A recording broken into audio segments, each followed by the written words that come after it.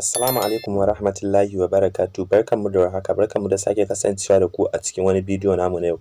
A yau bidiyon mu zamu nuna muku yadda zaka yi tracking din wayarka ka nemo wayarka idan ta bata, ko kuma zaka wani ya karbi wayanka, ko kuma irin yara masu kiriniyan haka wani ya dauki wayanka ya koma can wani part din wani bangaren a cikin gidanka wanda yake kai baka san da shi ba. So wannan hanya ce mai sauki wacce zaka yi ka gano a ina wayarka take.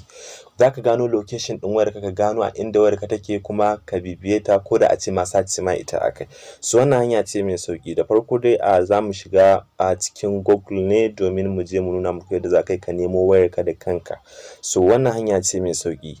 Amma kafin sannan da Allah, idan wannan shine zuwan ku na farko cikin wannan channel namu mai albarka, muna da buƙatar ku danna mana subscribe, sannan ku danna mana alamar ƙararrawa domin shine zai ba ku damar samun wasu sababbin shirye-shirye namu da zarar mun dora. Okay, to shikenan mu shiga cikin shirin kai tsaye. So da farko dai zaka shiga cikin Google naka kamar haka. Da ka shiga cikin Google, so da farko zai bude maka fuska kamar haka, sai ka zo ka rubuta find my device. Okay, bari mu rubuta kamar haka.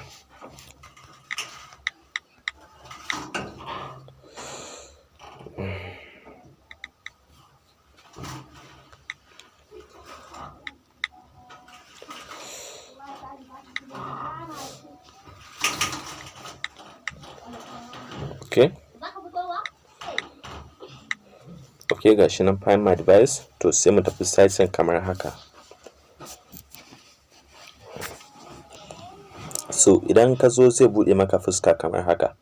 Idan ya bude maka, so kai tsaye sai ka dan ja shi kasa kamar haka, kamar yadda kuke gani. Da shi nan zaka ga alamun wannan find my device Google din nan. So kai tsaye sai ka danna akan shi.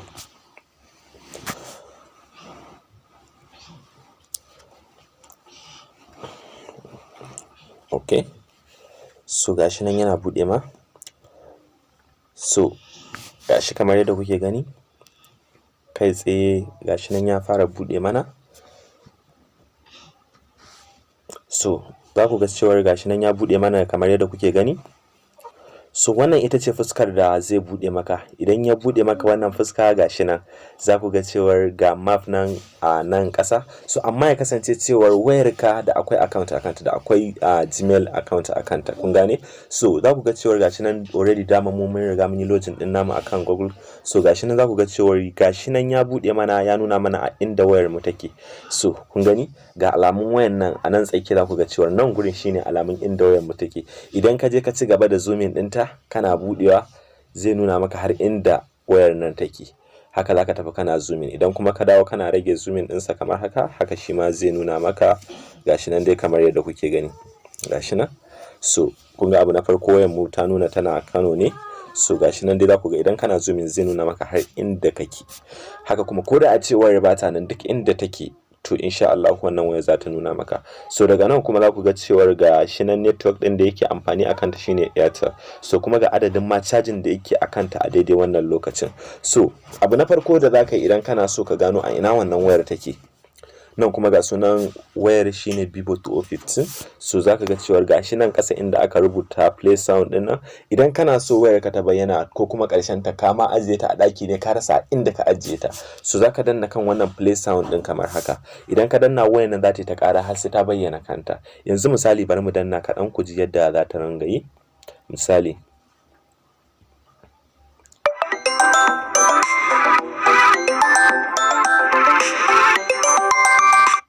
okay, wannan ƙarar ita ce wayar abinda za ta ringa yi kenan har sai wayar nan ta bayyana.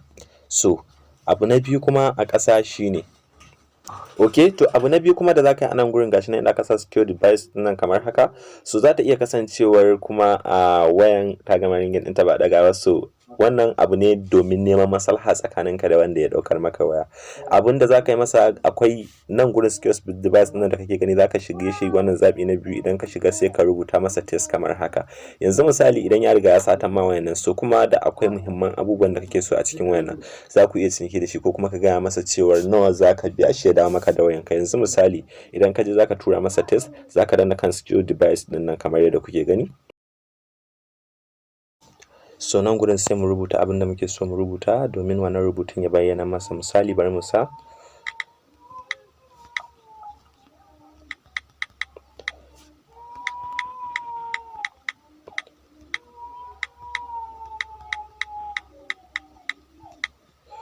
okay.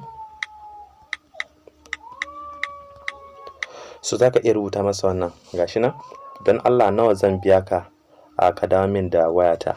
So nan gurin abin da za ka sa sai ka sa lambar wayan nan na network din nan da yake aiki, tunda ka tabbatar da cewa ga network din yana aiki. So a kai tsaye abin da za ka yi sai ka sa shi misali kamar haka. So kamar yadda kuke gani ita ce lambar wayan da take kai a network din. So kai tsaye sai ka shiga cikin secure device din nan kamar haka. To karshen ta za ku ga cewar ma ya dauke, sakamakon ba lallai su bari a yi bidiyo a daidai gurin ba, ko kuma ta dauke ta kawo a ta bayyana mana rubutun akan fuskan screen din. So bari mu shiga ku gani. So kamar yadda kuke gani gashi nan, don Allah nawa zan baka ka dawo min da wayata, gashi nan call owner. To gashi nan kamar yadda kuke gani abinda zai bayyana masa shi wancan mai wayan kenan. Wannan shine abin da zai bayyana masa. So kaga idan yana da niyyar zai dawo maka da ita, zai iya dawo maka da ita. In kuma kana so ka kira shi kai tsaye zaka shiga nan ka kira shi. Wannan ita ce hanya mai sauki ta yadda zaka bi a kai tracking din wayarka domin ka ga a ina take kuma ya za a yi a dawo maka da ita. Mun gode sosai.